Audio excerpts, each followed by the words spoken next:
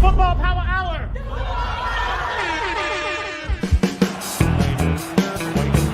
Here's the penalty.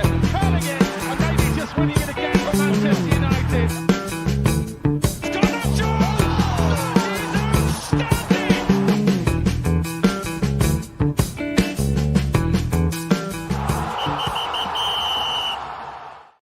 Wait, what? Manchester United are ready to spend 70 million euros to sign Fermin Lopez from Barcelona. They greatly admire the profile of the Spaniard, who has already turned down offers from Saudi Arabia, Chelsea, and Arsenal. Huh? The English club is trying to convince the player by nearly doubling his salary. Doubling his salary? Get out of here. Get out of here. Let's see who it is. This is from Diario Sport. Who is that Diario Sport? Some media outlet based in, I guess, Spain, because it's in Español. It says, te contamos el deporte desde dentro. Lee las noticias aquí. Bueno, no creemos las noticias. Actualmente no queremos Fermin Lopez. Get out of here. I don't want no Fermin Lopez. We got enough attacking midfielders.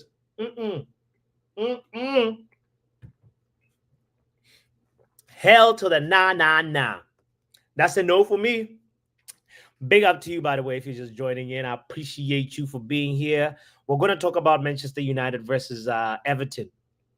We're also going to look at a quick little Ruben Amorim interview as he's talking about the cultural change at Manchester United. And you know what? Yeah. This is it's heating up. It's heating up. The Premier League is around the corner. Big up to you. Reckless One says lies. Exactly. Diario Sport is out here lying to us, and they have 2 million followers. You know, I feel sorry for the 2 million flock that is following this nonsense. Look at this. 2 million followers. Nah. Faith. Yeah. No, we don't believe them. Matter of fact, Fermin Lopez, I think he's a good player, but he's not what we want. Matter of fact, if we didn't get Cunha, Mbumo, or something, maybe that conversation would make more sense. But right now, we need a defensive, a box-to-box midfielder, you know, an athlete. So please, somebody tell Fermin Lopez and his agent to stop using us for a contract.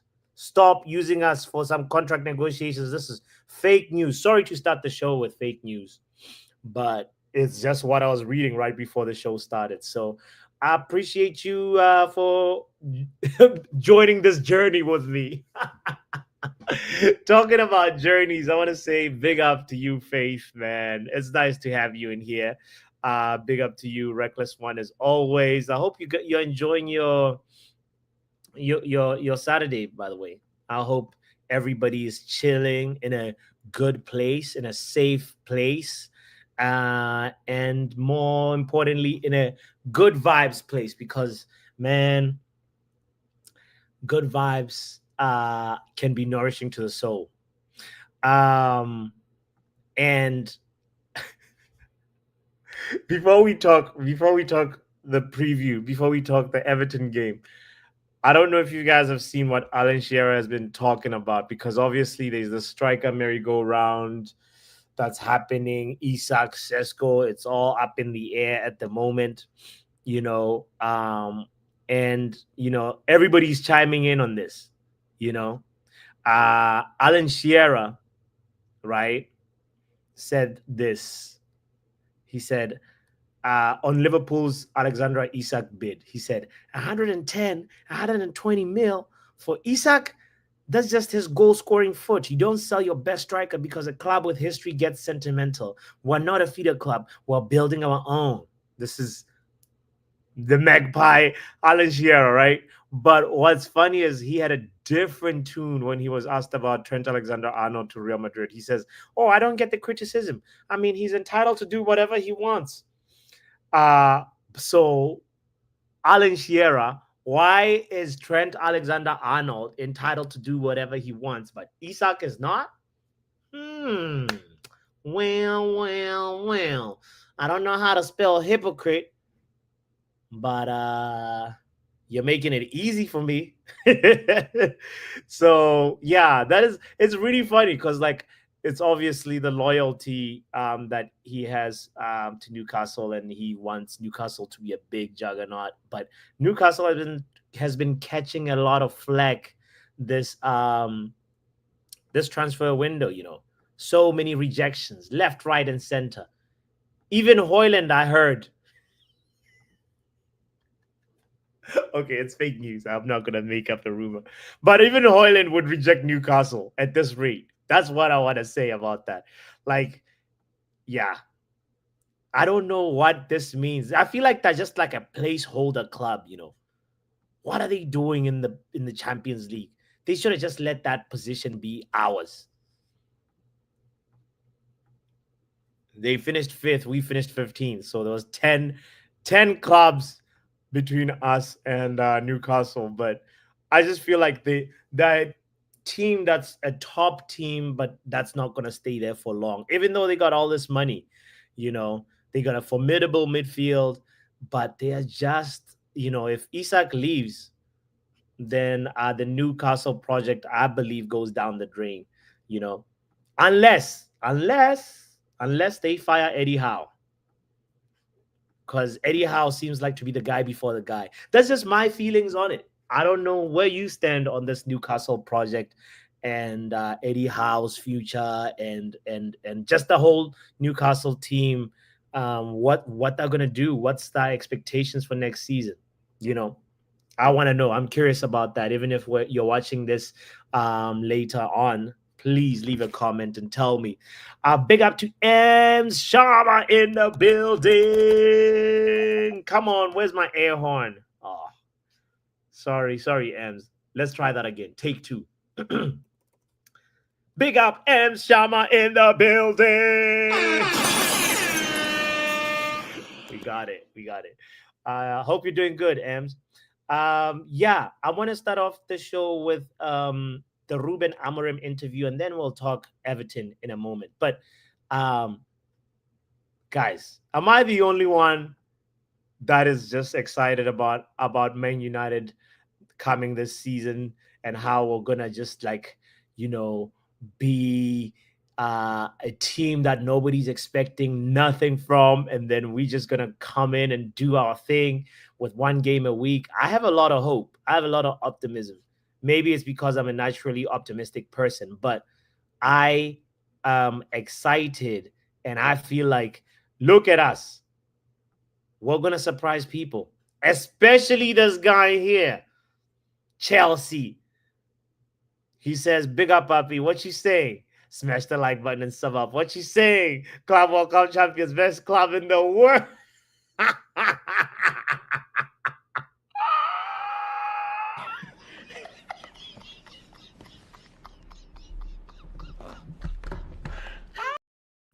You think Chelsea is the best club in the world? You know what? I'm not going to get derailed talking about Chelsea not being the best club in the world, because we'll see when the season starts, bro. We'll see when the season starts. Right now, I can tell you, Chelsea, Dan, we are top of the Premier League Summer Series. Look at this. We are at the top of the table, my friend. With a positive goal difference. I'm shameless.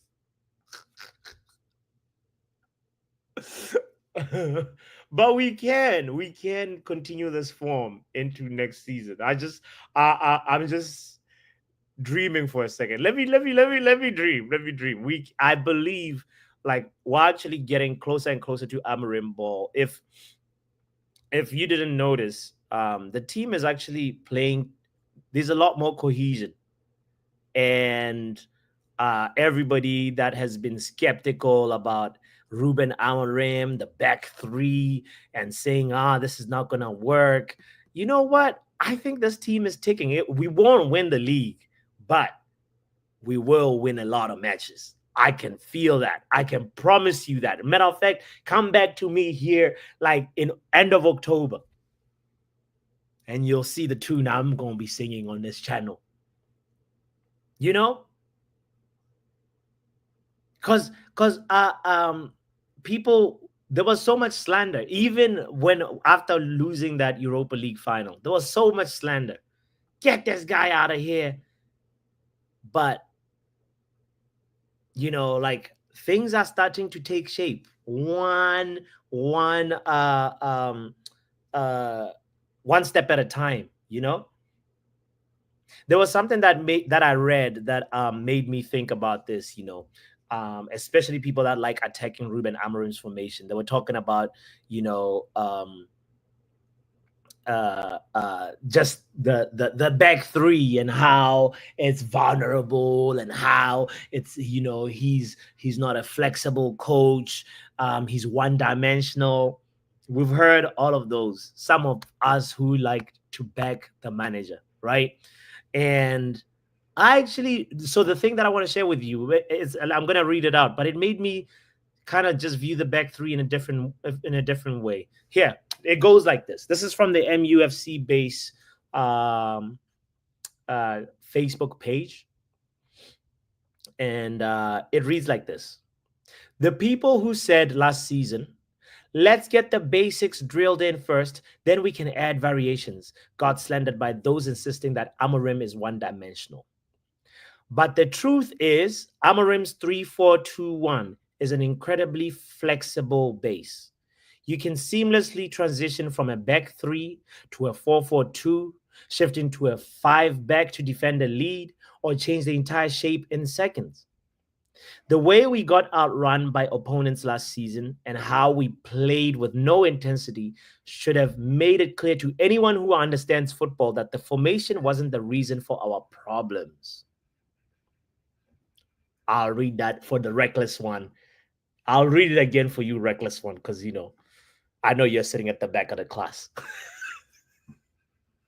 The way we got outrun by opponents last season and how we played with no intensity should have made it clear to anyone who understands football that the formation wasn't the reason for our problems. But some people had already made up their minds about Amorim for other reasons and just clung to whatever excuse they could find to blame him. There are so many options built into his back three setup. I already see him evolving some of his sporting ideas into our team. And it's kind of crazy that when we were playing Bournemouth, the tacticals will not show you this, but this is something that, like, you might be like, hold on, are we still playing the back three when you got Luke Shaw on left, like on a left center back position or left wing back position? You got Maguire on the left center back, you're on right center back, and Dallo on right back or right wing back position, right? You had Casemiro sort of sitting, and Ahmad. This is, we started with a back three, but ended up in this shape in some moments in that Bournemouth game.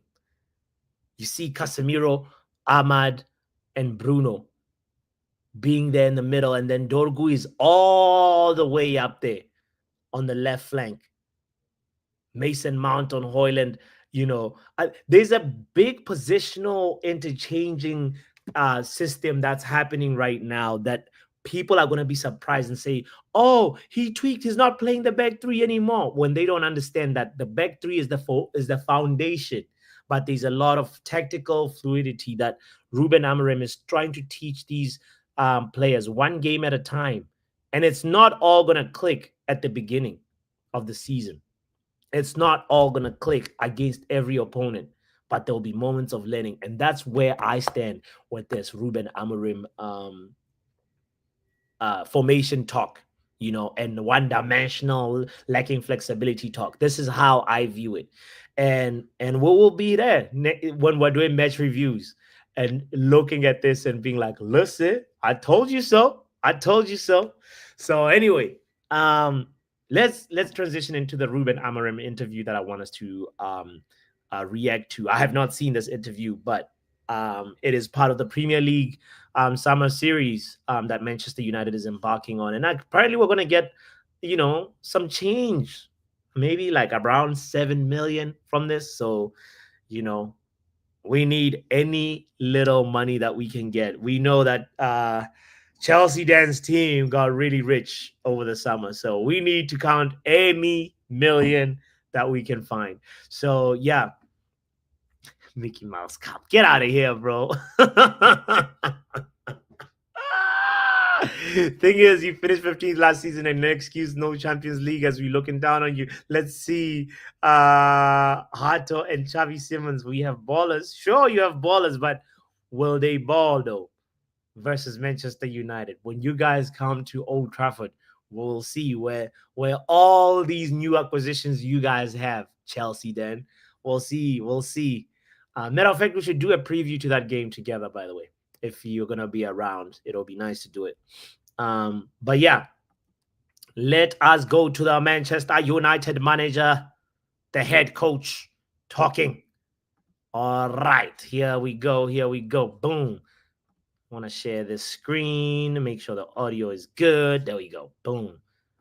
All right. Ruben Amorim. Unbelievable. The weather is good.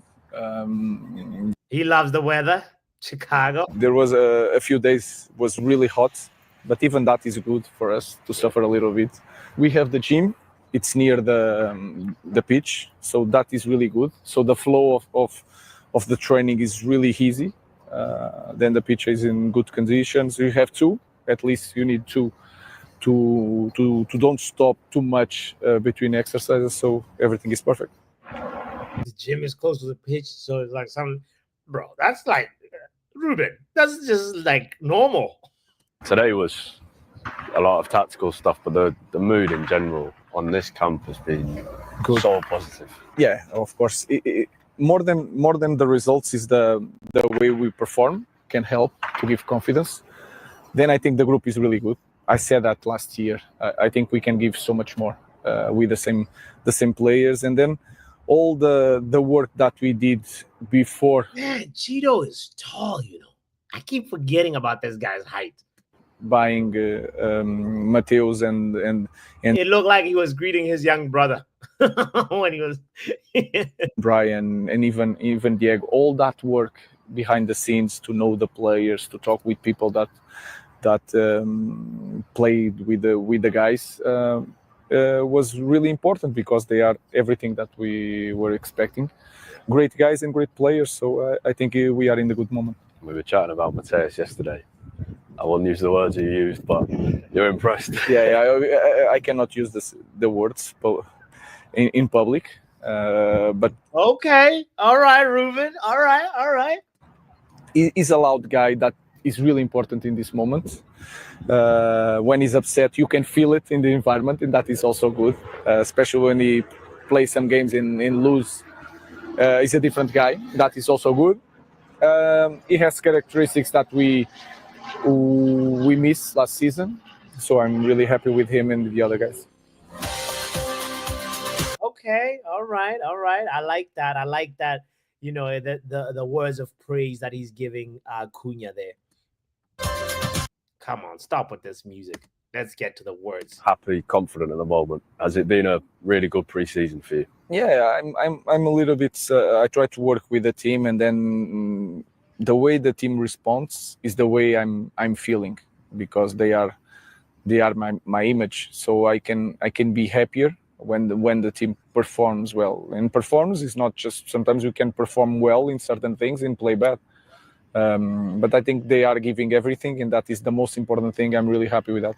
Did you have some good time off before this as well with your family? Yes, it was perfect. The weather was perfect. Everything was arranged by my wife. So it was really important, It was really important. Of course, you can never disconnect. Always on the phone with Jason, with Omar, trying to see things. We are changing our building, trying to see all the logistic for the guys to feel like this is a new start. So it was a a busy summer, but also really refreshing. Yo, who is that eating like somebody's about to take his food away? Is it Dallo? Look at that. Look at Dallo. Look at Dallo on the right. Casemiro is out there ordering. For the guys and Dallo is like, nah, Cass can't take my food. What is going on here? to feel like this is a new start. So it was a busy summer, but also really refreshing. And when he's hungry. you drove up to Carrington for the first time, very end of June, what was on your mind before day one of pre-season? The first thing I was confident already because I already knew what to do. Dan, stop it. Chelsea Dan says, did not your manager last few weeks said Man United is in big problems? Well, he's saying that he's in a good mood now. He said last season, he said we were we're one of the worst Manchester United teams in recent history, and he was not wrong. He was not wrong. So just let Ruben Amorim be, bro. 100% always around. We can do a watch along too, puppy. Shut up. We'll do the watch along. Our path and preview what I need to do in the first training, so that can give you a certain confidence. Then we had already Mateus. We had a clear idea what type of group that we wanted. And also that feeling that the pressure is on and we have to deliver this year. You and Omar and other people at the club have spoken a lot. He said it. He said, you heard those words. The pressure is on. We have to deliver this year. He knows. He knows what's at stake. About cultural change. Do you feel that has happened over the last few months? I think that is clear, but that is something not just the coaches and the manager and the players can change. Everyone. And you know somebody that's gonna be immense. Hello. It's okay in like 15 minutes. Okay. If you can. Okay. Thank you. I think everyone is changing in our club. And you can feel the environment. They are. I don't know why I said 15 minutes because I'm gonna be here longer than 15 minutes. But shout out to housekeeping. Starting to believe that, of course, the results will dictate a lot, but we have a clear idea. Everyone has a clear job now. You have a full day of job, so I think everything is in the right place for us to be better. Can you give an example of how that culture has changed, how you see it day to day? Who's that soldier? Is that Kobe? I don't want to. Is that Kobe? Man, Chelsea, this guy's going to handle all three of your midfielders will be in Kobe's pocket. So I think everything is in the right place for us to be better. Can you give an example of how that culture has changed, how you see it day to day? I don't want to. That's a man. He's no more a young boy, you know. Kobe is no more a young buck. It's hard to talk about that in this moment because it seems. Hit the like button for Kobe's sake. Come on, guy's been doing some serious gains, in the gym. It's like I'm saying bad things about the last year or the last years, but I think in every detail, I think we are better in the organization of the day by day. The nutrition is better, the way we cook, what we eat, how we prepare training. I think we are more organized. I think we have people now that help us to be better. I'm not concerned with small things, and I was in the last year. Okay. So that thing help us and help me to think more about watching the game, watching the team. So it's a big help for me. When it's a big help for the technical staff, it's a big help for the players. Then I think the players are working really well, and they understood that they need to give 100%. If they don't give that, it's going to be hard for them here. So that is also important. And I think we are getting to one point. I know that this is still really early, but I feel in the group that if someone comes to our group now, I will not have to fight all the fights. and I felt that last year. Now I feel that I have a group and I have a leadership group. Thank you, Ruben, for saying this. And it's a group. It's not Bruno. It is Mbomo. It is Cunha. It is Casemiro. 3 big leaders.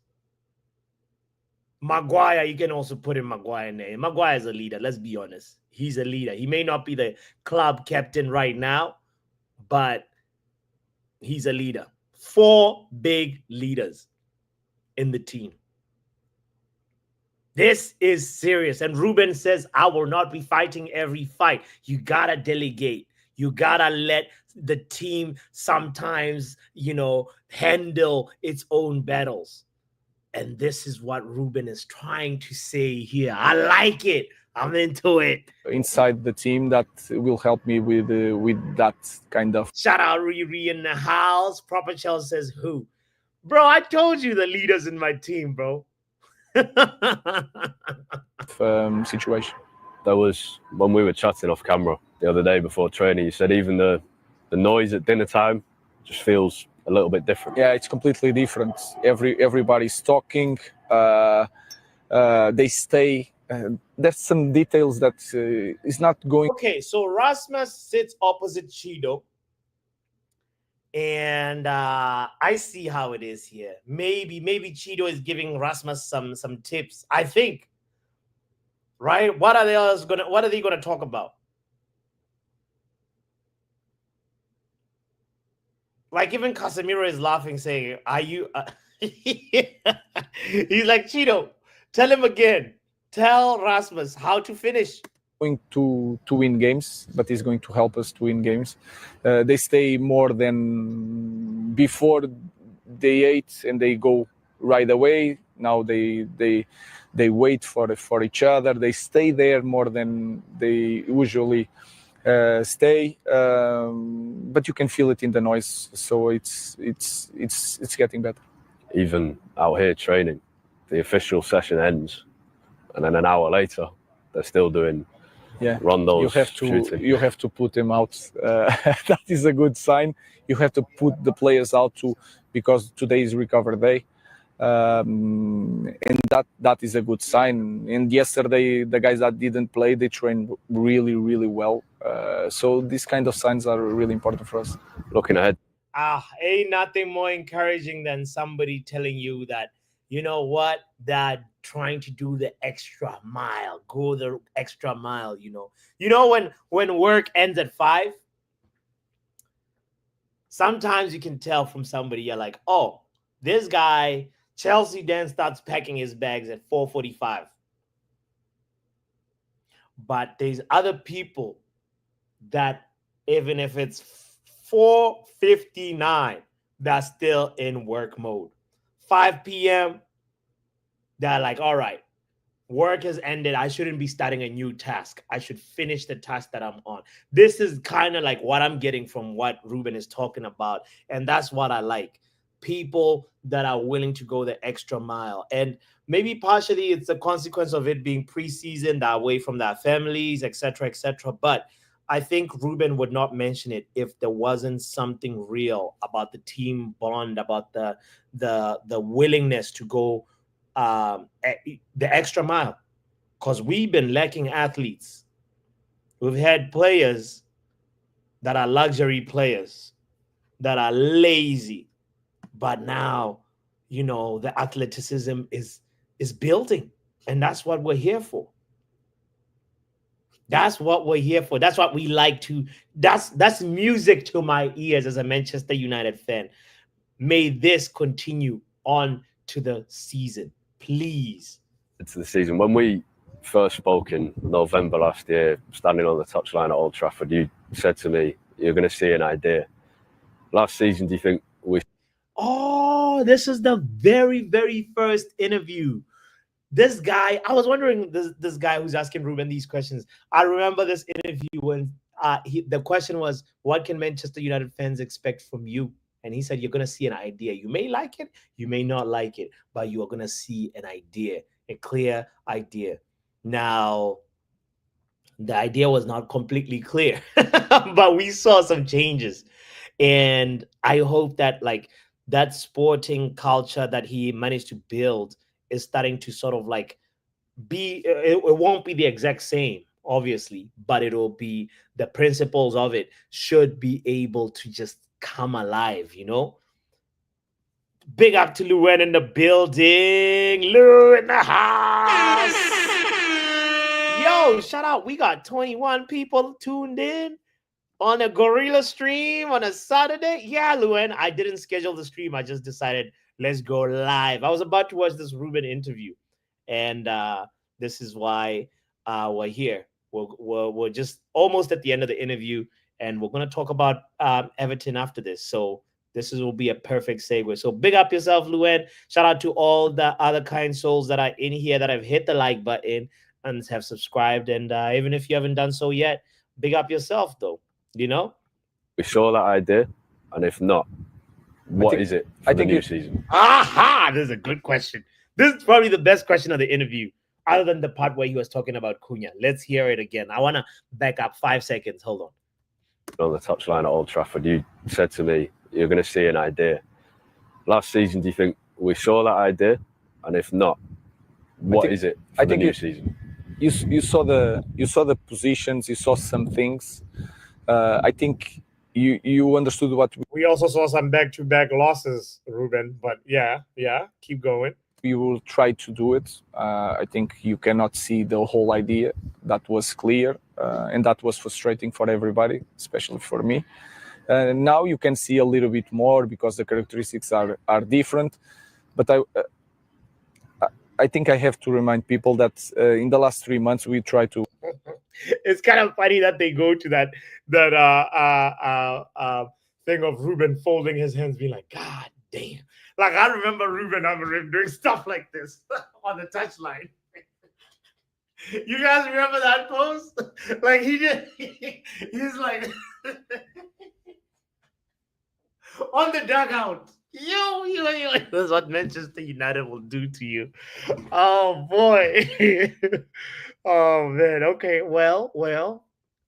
Let's hope he's not gonna be giving us that body language anymore.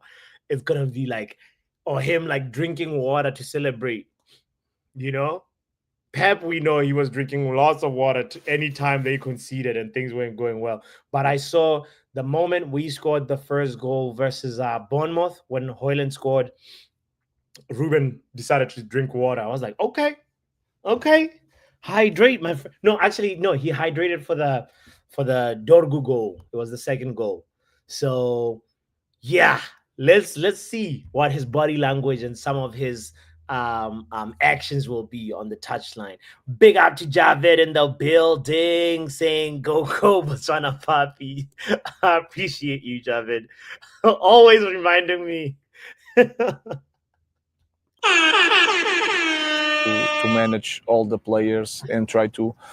We had the situation that we have to perform and to win in Premier League, but also our focus was in Europa League. And sometimes it was really hard, and with some injuries, was tough on everybody. But I don't like to use an excuse. Yeah, please don't talk injuries. Sounding Ten Hag is giving Ten Hagish. We didn't do our job last year. We have to do it in this year. So I think the idea is going to improve. 2 new arrivals to help with the idea, Brian and Mateus. How important was character as well as ability in their signings? Is a key point in our way to do things now. It's not just how they play. It's really important how they play, of course, because that is the job. But the character is really important, and we took a lot of time to know the players, to talk with everybody before we bring some player to our group. And that is going to be like a rule, and is going to be a massive in our decision when we bring a player. Oh, hold on. Let's unpack that for a second. He said bringing a new player is not just. He says we have to consult the group first. What Come on, hold on. You know why I got distracted? Because men like Overhead Kick TV is in the building, and also Riley Taylor in the house as well. Riley saying Wagwan.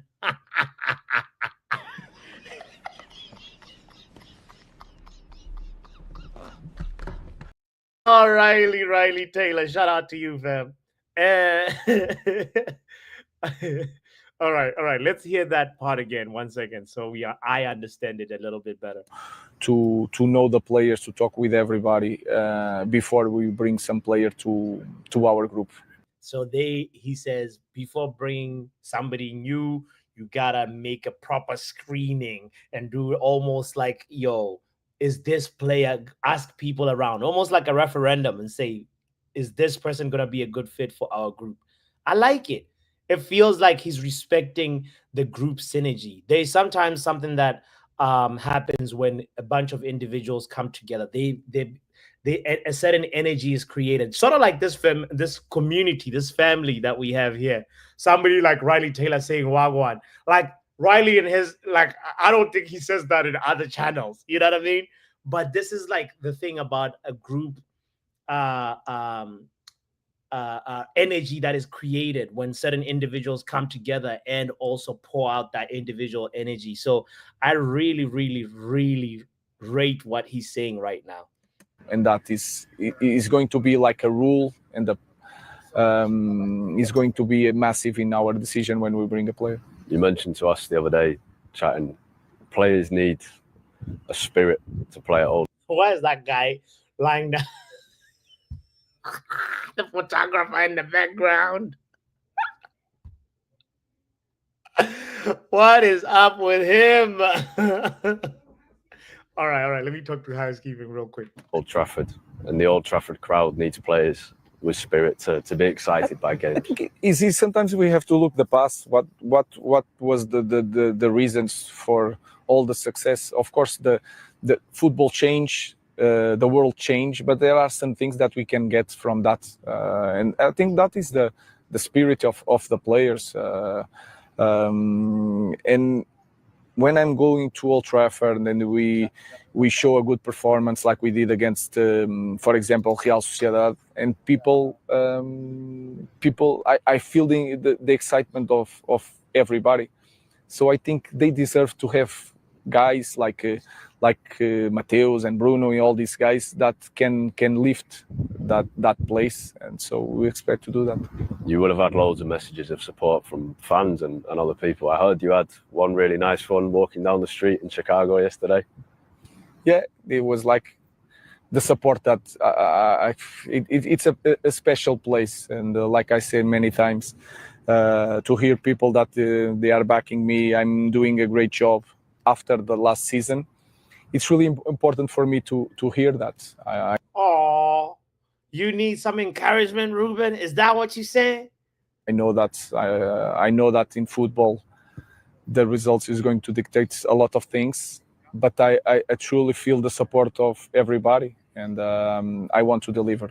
That is really clear. Do you feel that same support within the club as well, from everyone working around you and above? I think it's clear. If you try to remember one coach in a big club that lost so many games and kept the job. So Whoa! Who are you talking about?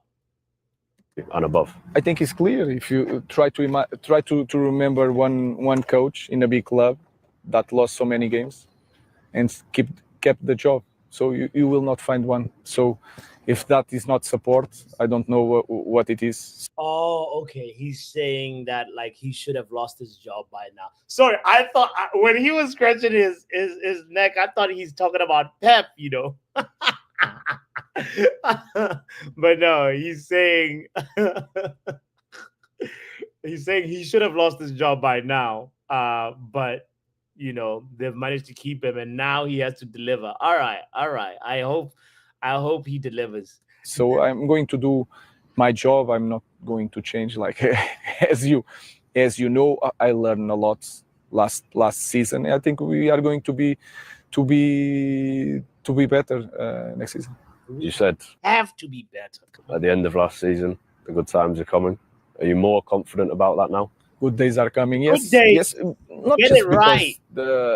we will have bad days and good days, but for everything that I said to you, the organization of the club, the idea of bringing players with a certain character, that is something that is not the coach, is the club. So this club, with all, even without Champions League and Europa League, we have revenues from different types. So we have all the tools to return to the top. So I'm really, I'm not worried about that. I'm just worried of winning games and to be part of that as long as I can. And when we go back to Manchester, a new Carrington or a revamped Carrington, that might help. There's a sense of momentum here. It might just. I think I was really happy. You know, this momentum point of view, guys. If we start by slapping the cheeks of Arsenal.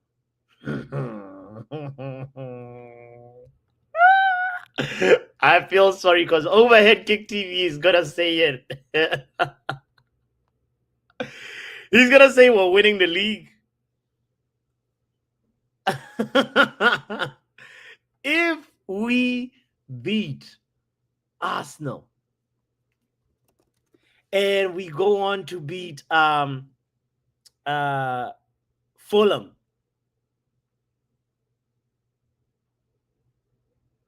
and then we go on to beat Burnley, by the time we face Chelsea Dan's team, they will be fearing us. Really happy when I left like that. That is not the whole building, but that building that we used last season is like a new start with the different standards. And I think to go to our building, to the new building, is like a fresh start. So I think the timing is completely perfect to do everything. So the good thing is that everybody is aligned what we need to do. And now is to win games, game by game, try to win every game. And the performance are really important for that. We can't wait. Good luck. Right. Thank you very much. All right. We got to. Anyway, I want to hear your thoughts on this interview, by the way. If you know, you've been listening, I wanna hear your thoughts on it. You know, as a Manchester United fan, are you backing Ruben Amorim? Do you feel like the good days are coming? Do you feel like the good times are looming? Are you seeing something that's progressively getting better? This is it's crazy. Like I feel like there is something special that's building, and whether some people like may want to deny that, and some people will acknowledge that, but it is possible that 21 points in 10 games. 21 points in 10 games, says Javid. I actually think we can get more than 21.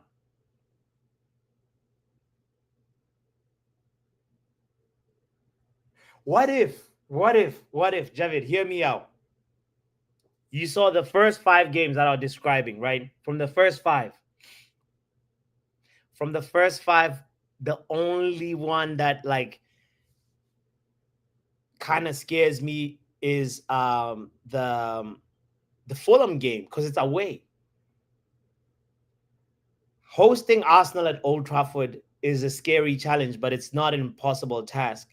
Man City at Old Trafford, it's not an impossible task. Like, I mean, Ten Hag used to beat them. Ole used to really beat them, you know? Wait, are we playing City at... Oh, no, I think it's at the Etihad, you know? Let me double check. Let me check. Oh, no. Yeah, I think... Hold on. Let's see. So we're playing... First is Arsenal at home, right? At Old Trafford. Fulham away. Burnley at Old Trafford. Oh, the City game is the one that's at the Etihad. Maybe that's the one that we draw. But 3 points, 1 point, and then versus Chelsea, 3 points. Hashtag the good days. Let the good days roll on. That's why I meant with it. Big up to Jazz in the building. Yo, Jazz is tuned in from Twitch. Guys, if you didn't know, we are streaming to Twitch as well. Football Power Hour on Twitch. If you have Twitch, kindly follow me over there. Javed says no loss in the first 5 games. Can you share what you're smoking, Javed? What are you drinking on this Saturday, fam? Because I'm clearly not doing it right. I'm drinking water, and I need to save water and drink whatever you're drinking.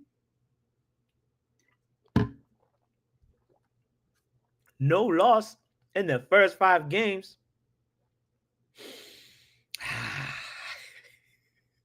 Stop drinking Delulu.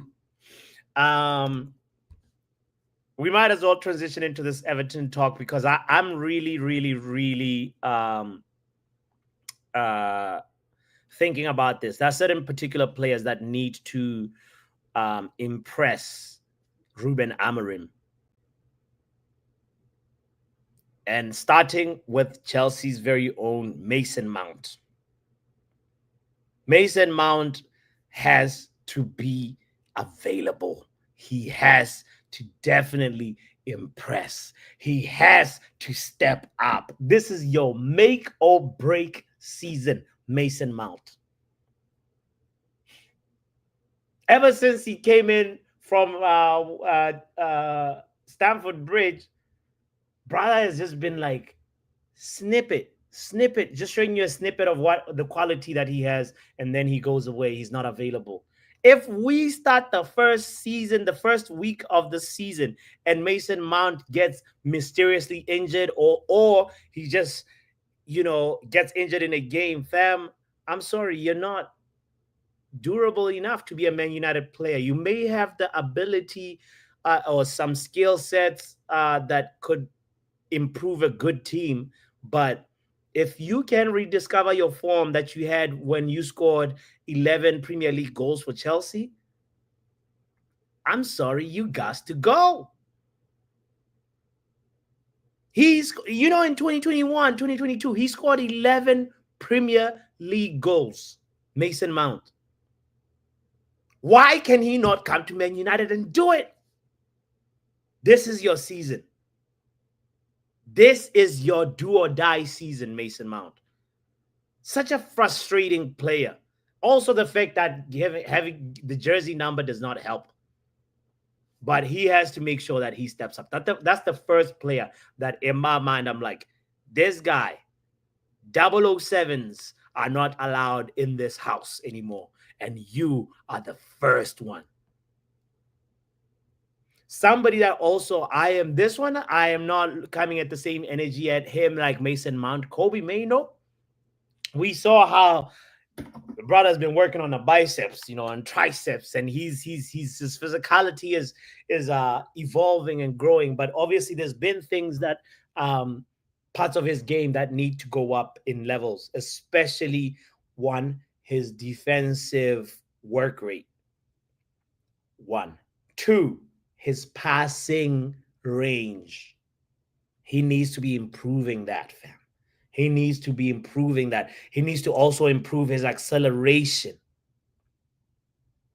Kobe Mainoo, if you can work on those 3 things, and also aerial defensive and offensive ability as well, like jumping, heading, all those things, you can get better at them. There's some things that you're born with, and there's some things that it's a matter of repetition and practice. And Kobe Mainoo, for me, those are the 4 things that I feel like he needs to really elevate to go to the next level as a player. I know that Ruben Amorim rates him. He said that he has big plans for Kobe. I know that Ruben Amorim has talked about him being in the false 9. He's talked about him being in the 10, and now he's been playing him in a deeper position. And he's a young player. Whether he's going to be a deep lying number 6 or playmaker or number 10, whatever it is, I want to know the plan, and I hope that Kobe Mainoo impresses. And I think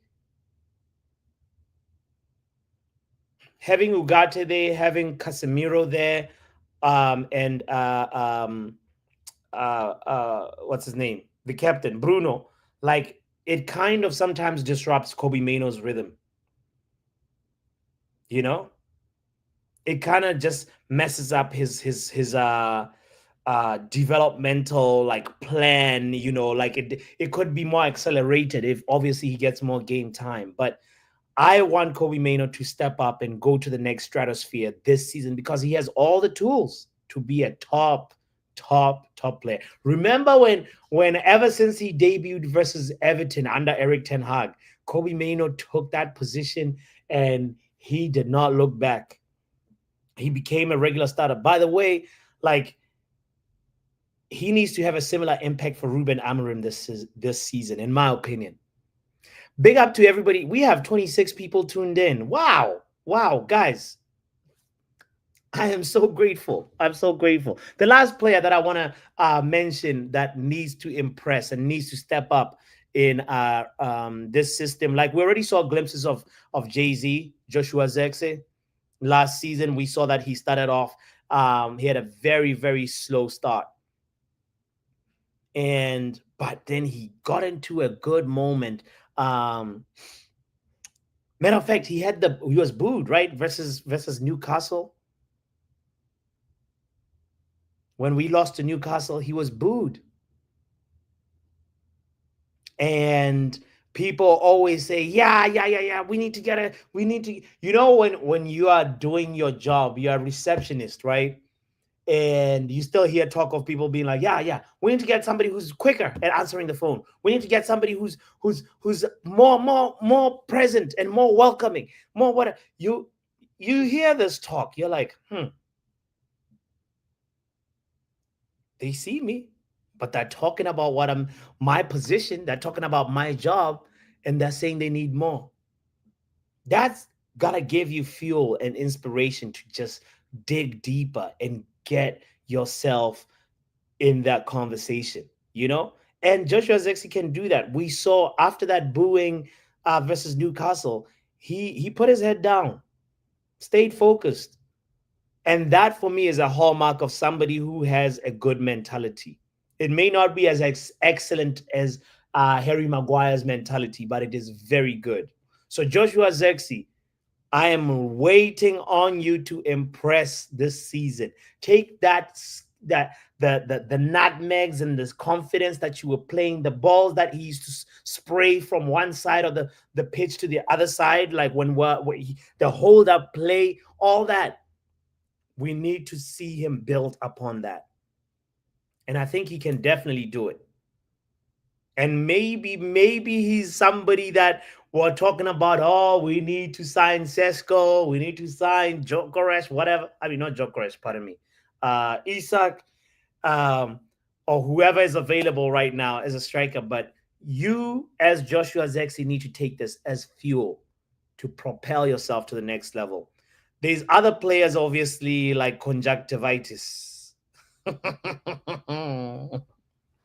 Andre Onana can improve and get rid of the mistakes, I think we'll be just fine. But can he do that, though? Do you believe that Andre Onana can actually get rid of the mistakes? He knows. We kind of made an inquiry about Martinez. We kind of made an inquiry, like there was a little bit of talk. I don't know if we actually inquired about this, but there was some interest or about Donnarumma. And also, what's his name? Is it Lamens? I'm forgetting his name, but we talked about him. We talked about him as another goalkeeper. So Onana needs to deliver consistently. And he needs to, before even getting to deliver consistently, we need to see Onana just get rid of the mistakes.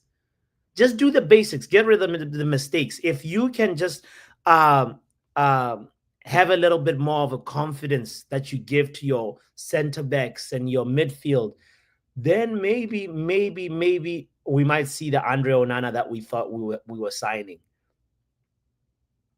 I know it's a big long shot to say Andre Onana will improve this coming season, but it is not impossible. that Andre Onana can just cut those mistakes by half. You know? 0 GA this season, please.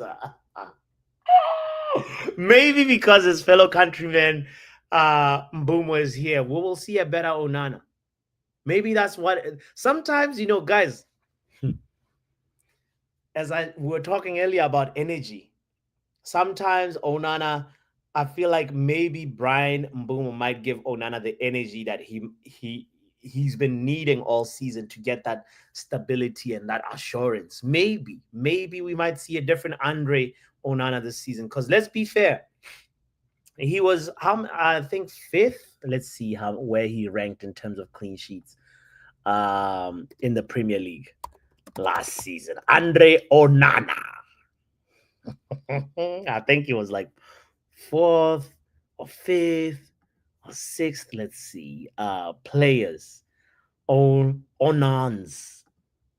Andre Onans 2024-25 season. Let's see. Oh boy.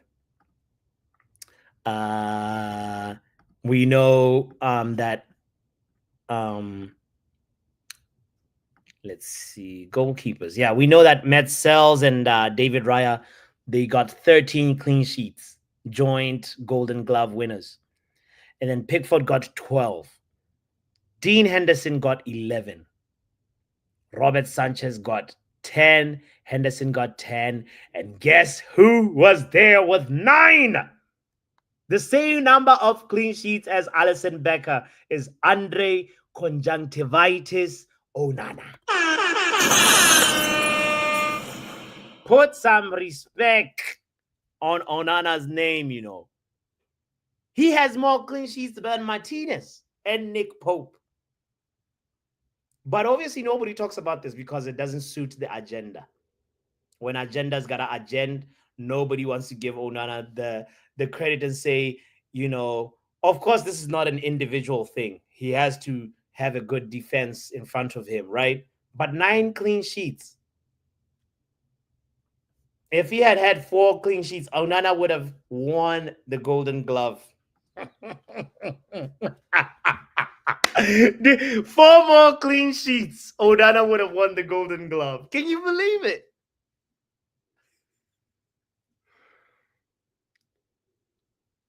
We can think about the games where he fought. Oh, guys, this is crazy. 4 more clean sheets.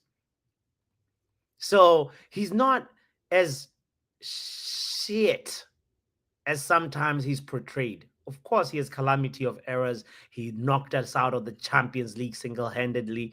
And also, you know, like we lost a lot of points when Andre should have just performed a little bit better. But to the point where now some of us rate Tom Heaton way, way higher than Onana. But let's be honest, this guy if he had had 4 more clean sheets, he would have been the Golden Glove winner as well as Lascelles and as Metzels and David Raya. So that's just facts, not fabricating nothing. Shout out to you if you're just joining in. 33 people.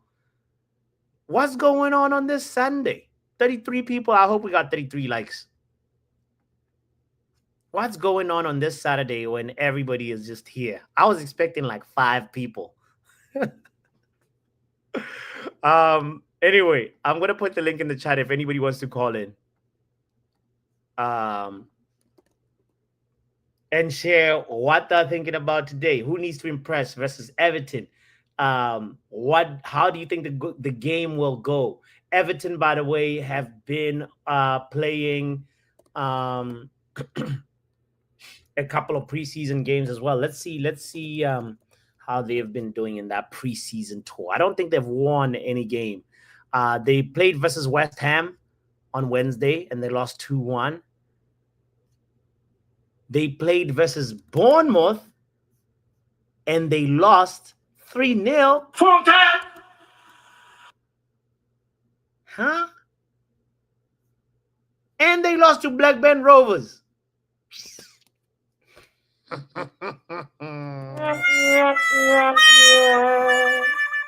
We gotta beat them.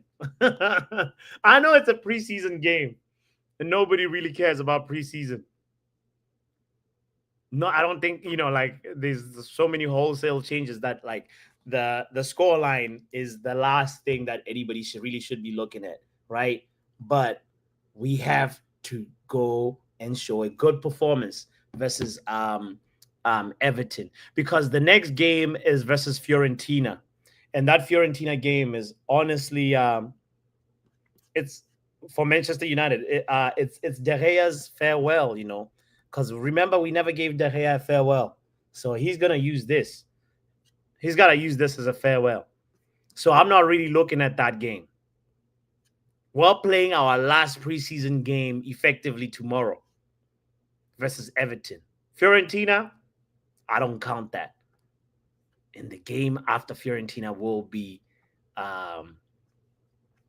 the Arsenal. So we gotta show up. That's where I stand with this.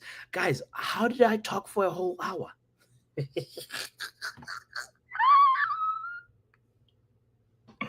Oh my god, my apologies. But also big up yourself for being here, and let your presence be known in the chat, or call in if you like.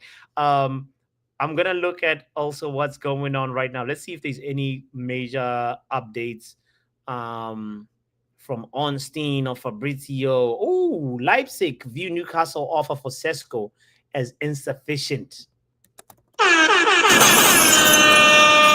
Come on. Newcastle proposal was 75 mil plus 5 mil after Leipzig asked interested clubs for 75 plus add-ons plus sell-on. Manchester United's pursuit also continues, but no bid yet. The 22-year-old is undecided. These are the words of David Ornstein. So that means we gotta put in a bid that's better than 75 plus 5. That's crazy money for Sesko, 80 million is insufficient for a player who scored 13 goals in the Bundesliga. Javid and Leipzig are smoking the same things. This is crazy. I don't even know if Leipzig is taking the piss or they're serious, or they just wanted to reject Newcastle and then they will accept our offer, because I don't know if we're going to put in anything more than 18 mil, Maybe that's why Arsenal walked away from this deal.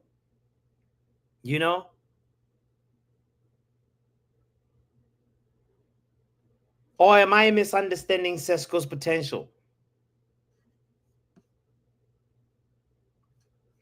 When you hear that they just rejected an 80 mil, like, do we even bother going there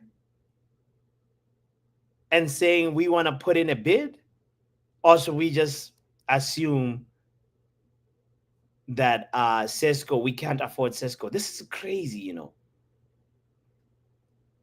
This is crazy.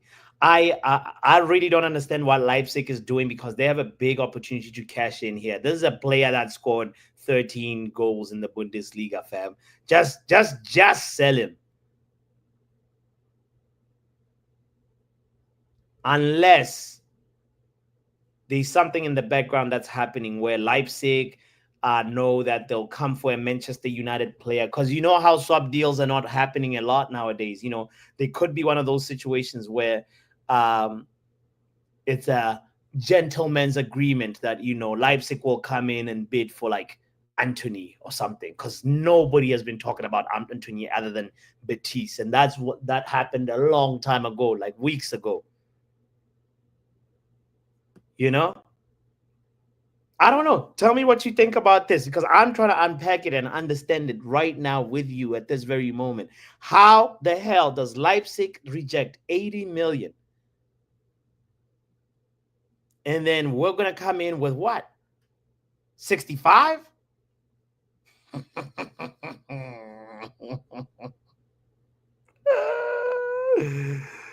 Oh, about to offer, like, how are we gonna top 80?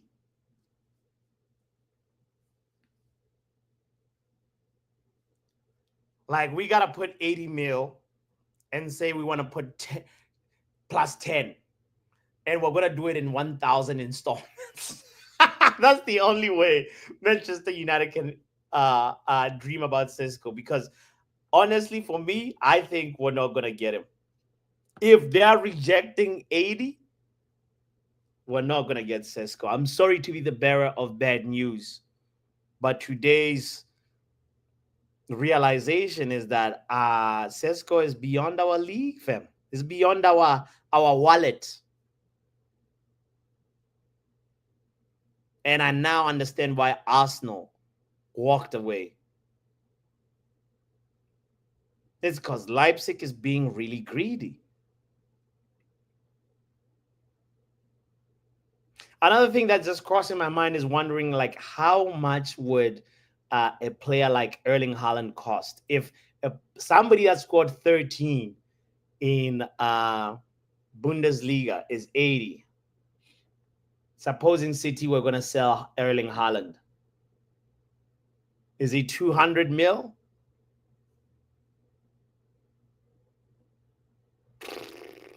These guys are taking a piss. Big up to Tyrone Williams in the building. Hope you're doing well, my G. Big up, Tyrone.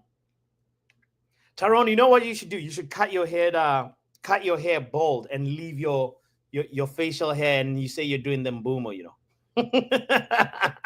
You're blessed with the sideburns. You might as well do them boomer. Righty Taylor says, I will be reviewing the women's Euros in the next stream, people. So my holidays are at an abrupt end. Yeah, Righty Taylor, we need your women's football updates and voice in this community. So enjoy your holiday, but you gotta show up to one of these days and show up and do a stream about women's football. I want to know your thoughts on the Euros, on the African women too, the AFCON, not African, but AFCON, the women's AFCON, right? What is it called? What, WAFCON? Yeah, yeah, it's WAFCON, right? Am I making this up? Let me just double check. No, because I will be in trouble from here. Oh yeah, Confederation of Africans, Women's Africa Cup of Nations. There we go. Yeah, it's called WAFCON. Some people have called it that.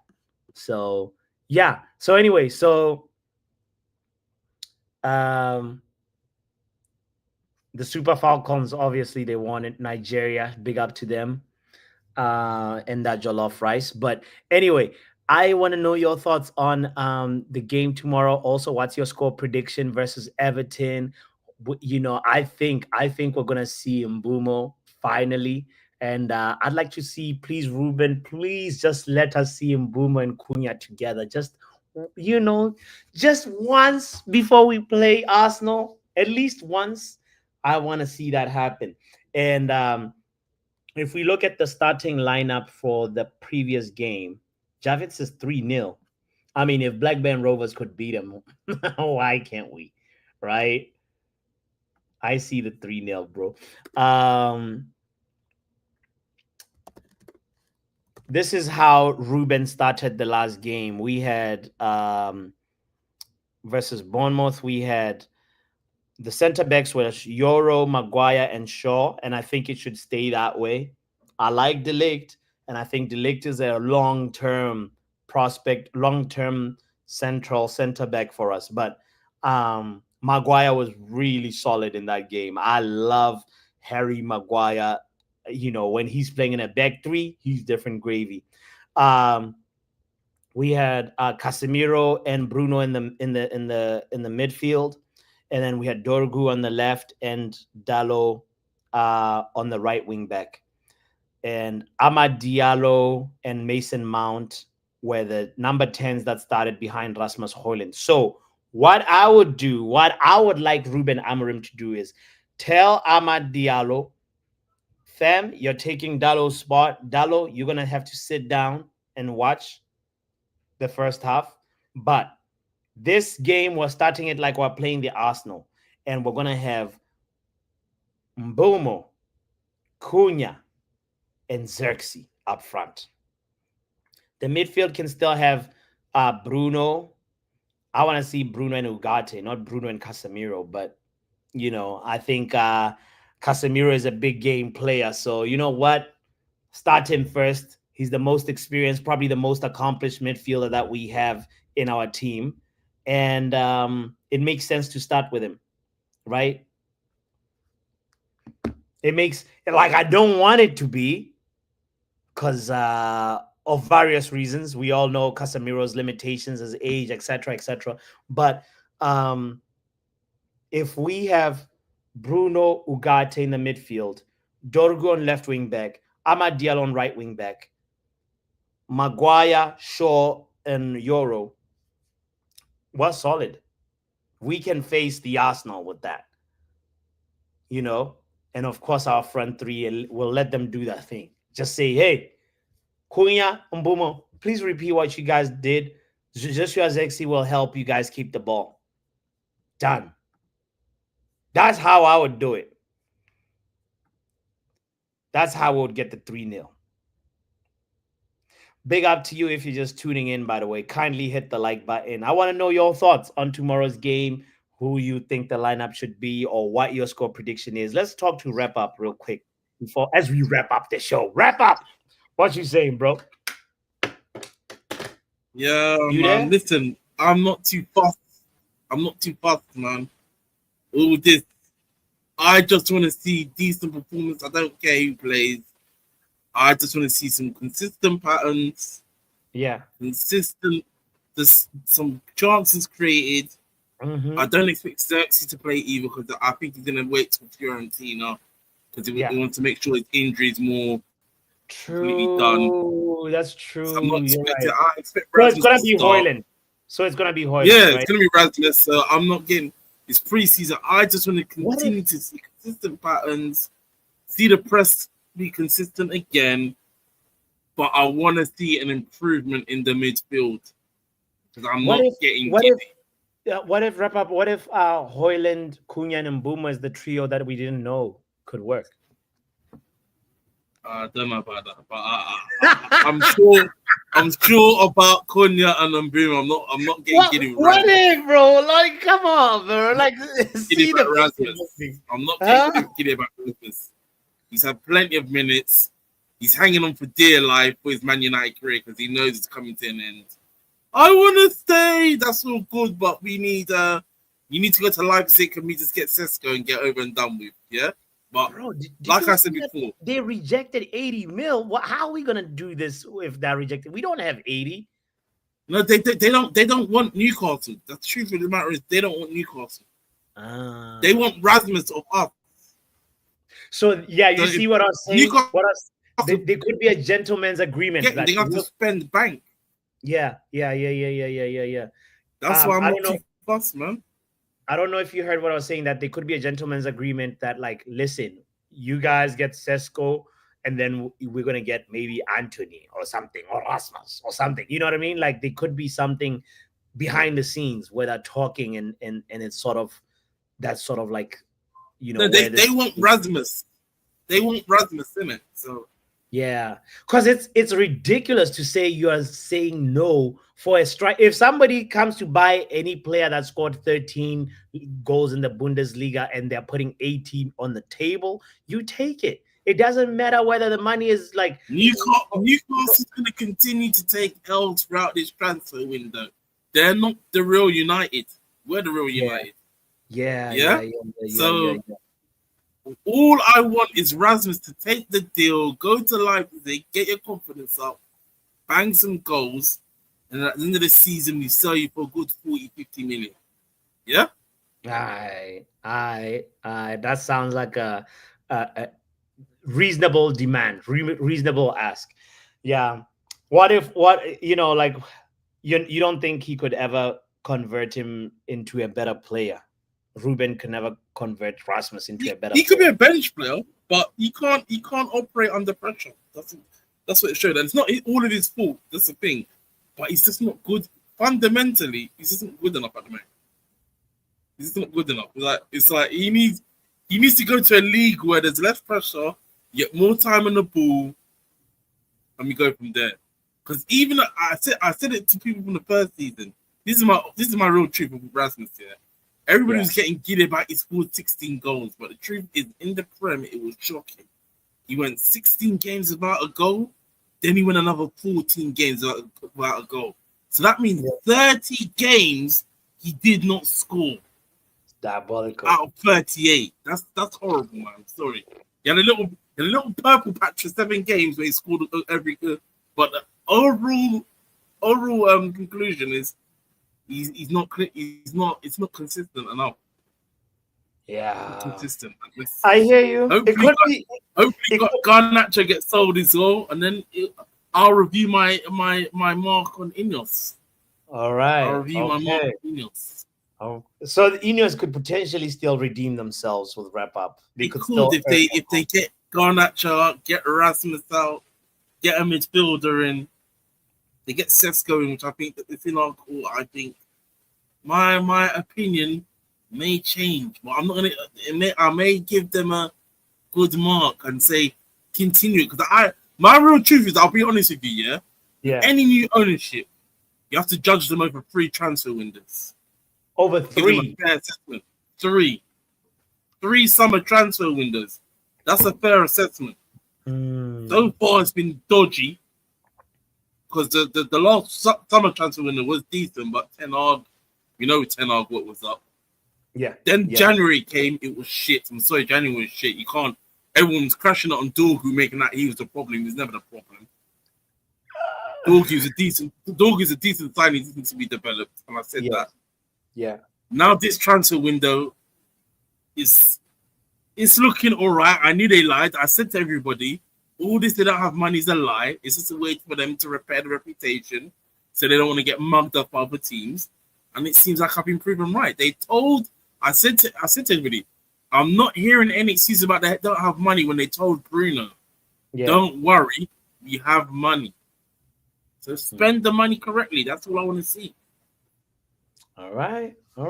No, that's I hear you and I agree with you. And I'm gonna be looking at this Rasmus situation, wondering like what the end game will be, because there is the scenario wrap up that Ruben Amorim can actually coach Rasmus to be a better player. One. There is the scenario where Cunha and Mbuma might simplify the game for Rasmus, and you start seeing a different player this coming season. I'm not saying he's going to score a lot, but I'm just saying a different player with more confidence. Maybe, I don't know, 10 GA. I don't know. I don't want to put a number on it right now. I don't want to put it on, but I'm saying that an improvement is possible, and we'll see what happens. I don't want to just be one of those people that's just define improvement. You have to define improvement, though. I'm using the same judgment that you used. You can't just throw out words. Define improvement. Improvement. Define it. You can't just say improvement. Define. What's improvement for Rasmus? I'll tell you what improvement is for Rasmus. Okay. You said you were about to tell me when. I'm asking you. Define improvement. Improvement means better link up play. I'm going to hear you say first, so you can't. Okay, let me go first. Better link up play, a better first touch, more confidence. The same way that Xerxes went through a slump of confidence, and then you saw like him become confident and expressive, playing with personality. It's possible. We saw in that game versus. He's never going to. In that game, I'm gonna shut down West Ham. I think we saw Rasmus dribbling. He can dribble. I'll tell you something about Rasmus. Yeah. Listen, he's good when he runs off the last shoulder, but his touch is never going to improve. Your touch doesn't get better after 18, 19, 20.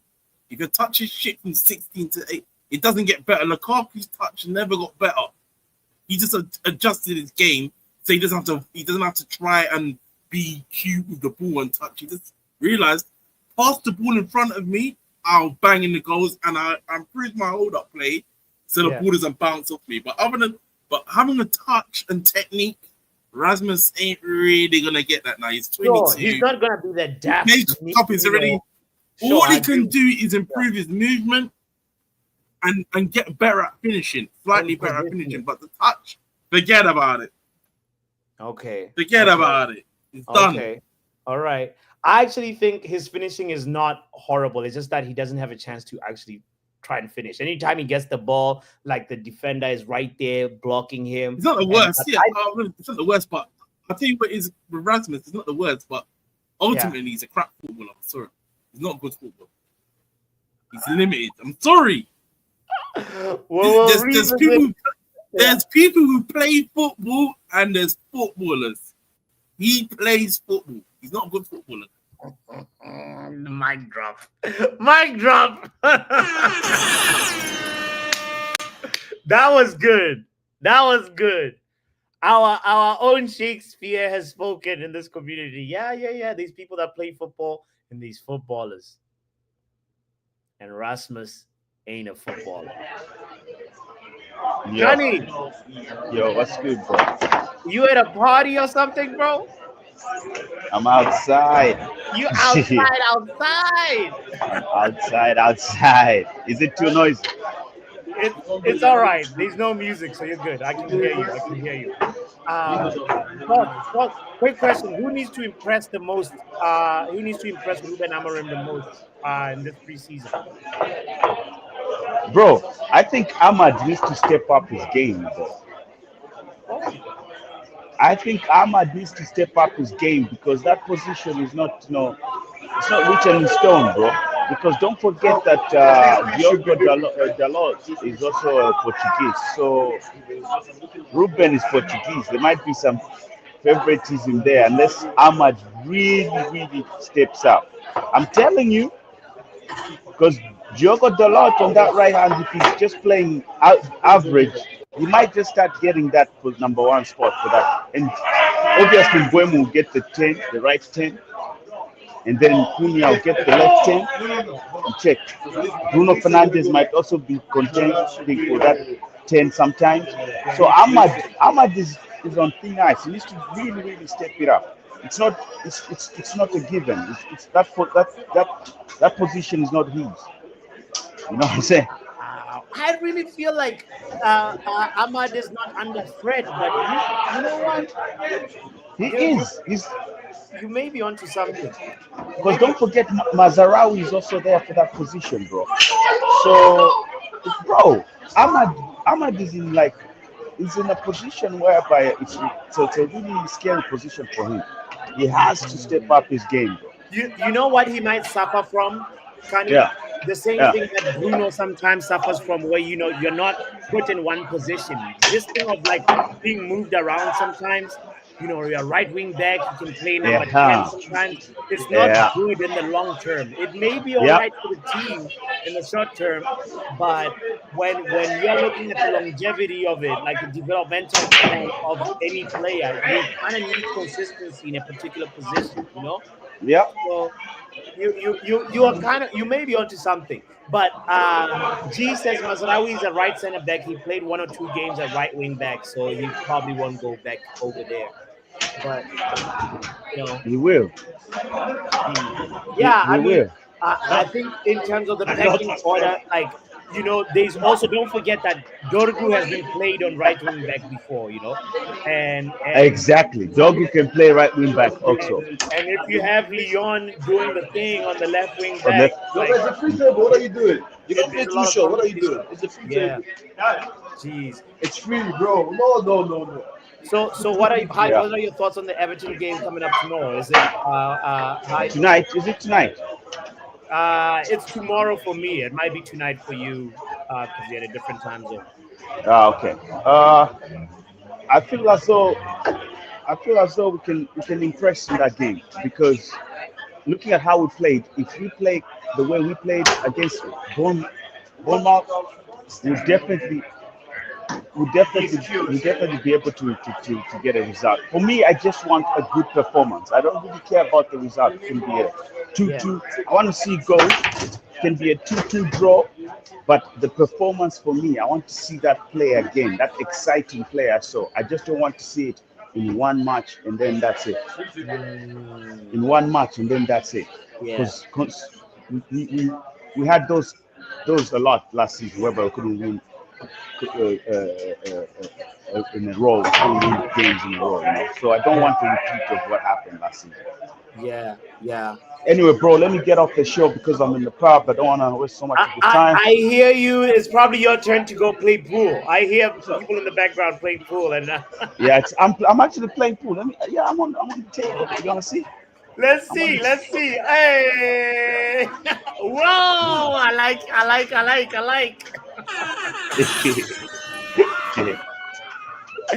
Get out of here, Connie. Thank you for calling in as always. What Connie was saying, he was like, we weren't saying that Leon would start over Ahmad. We're saying that right wing back position, there's a lot of competition on that position, probably more than the left wing back. And that's why I said that sometimes maybe you could plug Dorogu on right wing back and have Leon on left wing back. You know? You never know. Guys, hit the like button because we all saw the pool table. I hope everybody was looking at the pool table, especially you, G. Don't forget to hit the like button. Don't forget to subscribe. I got to run to work now. It's 6 p.m. 5 p.m. In Texas. This is where I am right now on a work project. So I sacrificed my dinner time to be able to spend this time with y'all. And I'm so happy that, we got to talk. And I hope that tomorrow, as Wrap Up said, as Kani also said, we just want a good performance. We want to see that team spirit building upon it. We want to see, like patterns of play starting to develop. And more importantly, we don't want to see any injuries. Players need to step up. They need to impress. I mentioned the names that I mentioned. Some of the people also had different names. So this was a very, very great discussion. As soon as I'm about to end the stream, my brother shows up. Let's hear what Connor has to say real quick. Big up, Connor. Hello, bots. You're about to end. I was about to end the stream. No, you're not. No, I can't be late for work. Let's go. We got 4 minutes. 4 minutes. We can do a lot in 4 minutes. 4 minutes is a great amount of time. There's a lot of men that would appreciate 4 minutes, but they can't get them 4 minutes. No, this is not how you're gonna send your 4 minutes. 4 minutes I've been told is a bit too long at times. Oh man, who needs to impress the most for you, bro? Who needs to impress Ruben Amorim the most? Let's start there. Oh, all of them. No, but surely none of them needs to. None of them individually. All of them need to do it. They all need to impress. Okay. And if you don't impress, the door's there for you. Is there any update on Sesko whatsoever? Because I've been seeing things and I don't like it. Yeah, the update. I've heard Newcastle's bid got rejected. Then I've seen it's not. I don't know.